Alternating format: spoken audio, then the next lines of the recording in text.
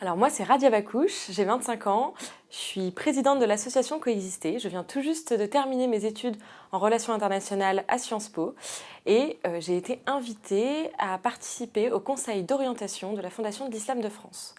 Donc d'abord, qu'est-ce que Coexister rapidement? Coexister, c'est un mouvement interconvictionnel de jeunes, des jeunes juifs, chrétiens, musulmans, athées et agnostiques qui se réunissent pour créer du lien, pour plus de cohésion sociale, pour faire du dialogue, de la solidarité, de la sensibilisation sur le terrain. On fait également de la formation et de la vie commune.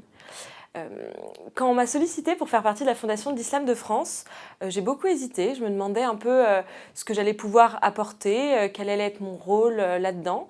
Et puis quand j'ai vu la diversité des profils des personnes qui font partie du conseil d'orientation, j'ai compris que ma voix allait pouvoir compter, que ma voix allait pouvoir compter dans les débats, dans les échanges, et qui pourrait en ressortir quelque chose de fructueux. Maintenant, ça fait près de 6 à 8 mois que j'en fais partie, que je fais partie du conseil d'orientation de l'islam.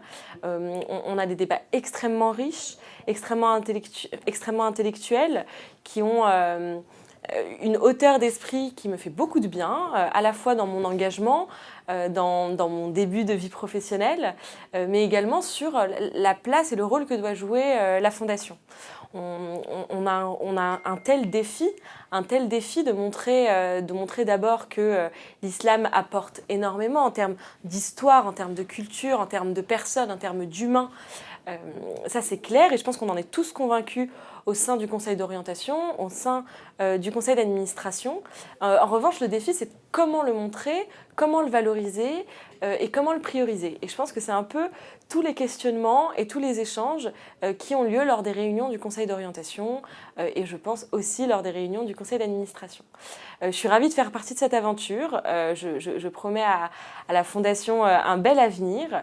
J'espère qu'elle saura se montrer à la hauteur du défi proposé au vu de toutes les personnes engagées et des personnes des personnes qui y croient.